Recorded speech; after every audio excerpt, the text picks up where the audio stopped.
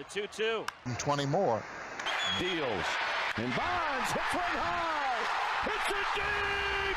It is out of here. .338 career average. 8 batting titles. Never struck out 40 times in a season. Tony Gwynn was killed at 54 by the sport he loved. This isn't a baseball story. It's a story about what happens when an institution makes a player's sacrifice invisible. Why did it take his death for anyone to say it plainly? The legend of Tony Gwynn begins on a college basketball court. Growing up in Los Angeles, Tony's first true athletic love was basketball. When he arrived at San Diego State University in 1977, he focused entirely on being the starting point guard for the Aztecs. Standing at 5 feet 11 inches tall, he possessed a rare supernatural vision, setting school records for assists that still stand today. He was a true masterpiece of athletic coordination. San Diego State's baseball coaches, including Bob Fontaine Jr. and Jack McKeon, were immediately transfixed by his raw hand-eye coordination. When he finally joined the baseball team, he hit .404, culminating in an unbelievable 1981 season where he batted .415 with 11 home runs and 62 runs batted in over 52 games. This dual sport supremacy led to one of the most legendary draft days in sports history. On June 9th, 1981, Tony was selected in the 3rd round of the MLB draft by the Padres. Barely an hour later, the San Diego Clippers selected him in the 10th round of the NBA draft. Imagine the adrenaline of being drafted into 2 major professional leagues on the same morning. He chose baseball, starting a 20-year love affair with a city and a single franchise. Tony spent just 13 months in the minor leagues, debuting for the Padres on July 19, 1982. For 20 seasons, he stayed with the Padres, turning down massive free agent offers to remain loyal to San Diego. He became Mr. Padre, leading them to World Series appearances in 1984 and 1998. But how did a player who wasn't the biggest or strongest become the most dominant contact hitter of his generation? The secret was an obsessive devotion to his craft. Tony was a true pioneer of video analytics. In the early 1980s, Tony and his wife Alicia traveled with a massive Betamax video cassette recorder to tape and study his at-bats frame by frame.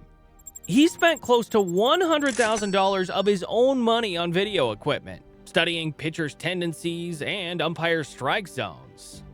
His hitting coach, Merv Rettenmund, remarked that Tony taught him more about hitting than he could ever teach Tony. This obsession produced statistical mastery that defies modern logic. Tony finished his career with 3,141 hits and a .338 batting average.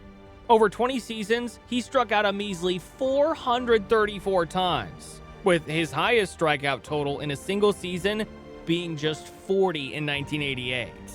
Pitchers joked that the only way to confuse him was to throw it down the middle. Craig Maddox famously stated that while changing speeds made every hitter helpless, it didn't work against that bleeping Tony Gwynn. Tony faced Maddox 107 times, hitting .415 against him with 45 multi-hit games and not a single strikeout. He also hit .444 against Pedro Martinez. This legendary skill was on display during the strike-shortened 1994 season, when Tony chased 400.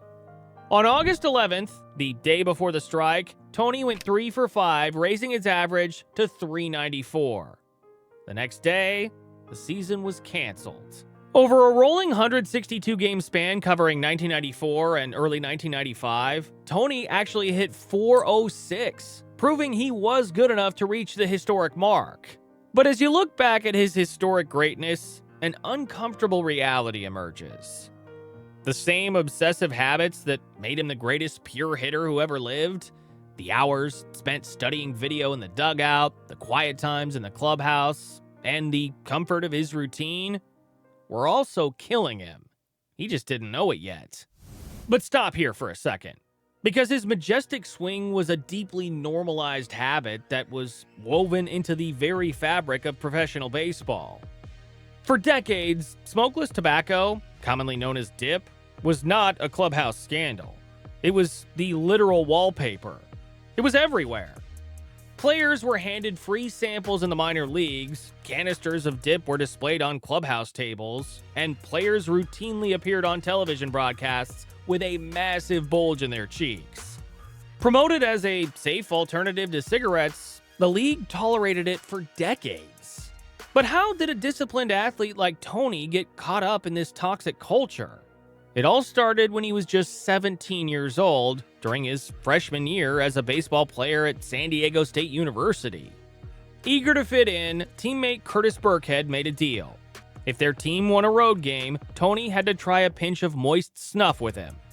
Tony agreed, took his first dip, and got violently sick. Yet, the fast-acting properties of nicotine had already targeted his brain's reward center. The very next day, Tony had another dip in his mouth.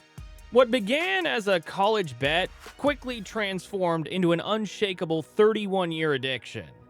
Tony became a tobacco junkie, consuming up to 2 cans of Copenhagen daily. He dipped immediately upon waking up and frequently fell asleep with a wad resting inside his right cheek, wedged tightly between his lower lip and gum. Tony was a marketing dream for tobacco corporations like the Altria Group.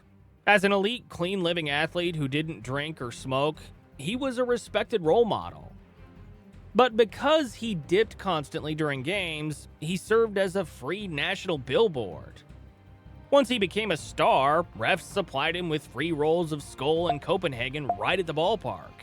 Tobacco companies targeted young fans with sweet flavors, and warning labels didn't appear on those cans until 1987, 10 years after Tony had already been dipping. His body was already screaming warnings. In 1991, the right side of his neck swelled, requiring surgery to remove a benign tumor. His addiction was so overpowering that the moment he was discharged, he got into his car and immediately reached for his can of Skull. In 2007, his neck swelled again, forcing doctors to surgically drain a deep, painful abscess. Yet the habit remained untouched. For decades, Major League Baseball soft-pedaled the issue. Under the 1991 agreement, tobacco was banned only for incoming players. The league carved out a massive loophole. They grandfathered in active veteran players, meaning stars like Tony could continue to use tobacco freely on national broadcasts. The league knew the data on oral cancer long before Tony Gwynn's diagnosis. The question isn't whether they knew. It's what they chose to do with that knowledge.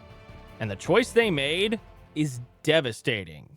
The final unavoidable crisis arrived in the summer of 2010. Tony was 50 years old, giving back to the game as the head baseball coach for San Diego State, when he was diagnosed with parotid cancer, a rare, highly aggressive salivary gland malignancy.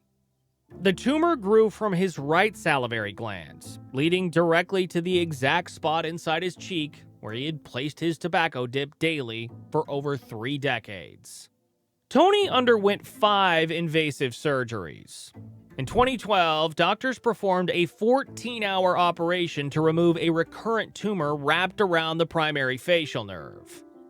To prevent his face from collapsing, they performed a nerve graft, harvesting a nerve from his shoulder or leg. The damage was devastating. Globally famous for his infectious smile, Tony could no longer smile. The right side of his face was paralyzed, his right eyelid could not close, and he had to tape it shut every night just to sleep. Chemotherapy left his mouth dry, and radiation caused raw sores. Desperate to quit, Tony tried fake tobacco, but the withdrawal was too intense.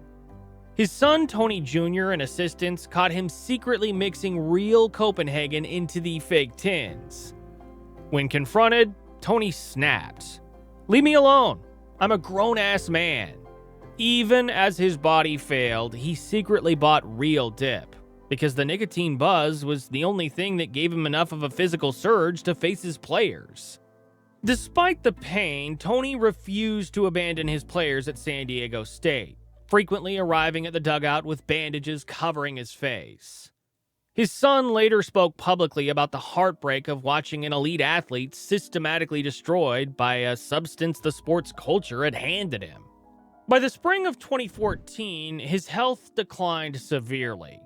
During a series at UNLV, he spent the trip confined to his hotel room as his lungs filled with fluid. He passed away on June 16, 2014 at 54, shattering the baseball community.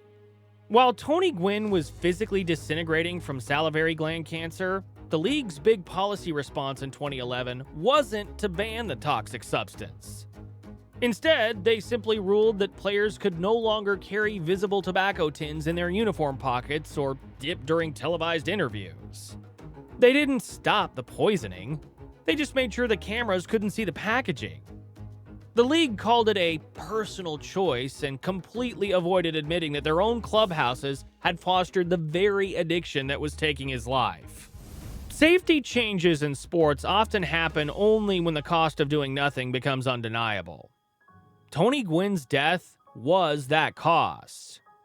Following his passing, pressure became overwhelming. In the 2016 collective bargaining agreement, Major League Baseball and the Players Association finally agreed to a strict new policy: an outright ban on all smokeless tobacco products for any player entering the league after 2016. They also banned tobacco in the minor leagues in 1993 and tobacco use at major venues like Dodger Stadium and Wrigley Field. This delayed reactive approach is part of a much larger disturbing pattern in professional sports.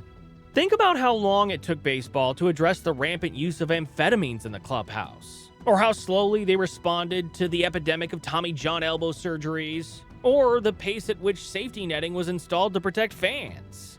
This pattern is very similar to how the NFL handled safety research on CTE for decades, downplaying the traumatic brain injuries of its players until the physical evidence became too massive to ignore. This story holds a powerful lesson that extends far beyond the baseball diamond. Every single workplace has a version of this. A dangerous, toxic practice so deeply embedded in the daily routine that nobody questions it until someone pays the ultimate price.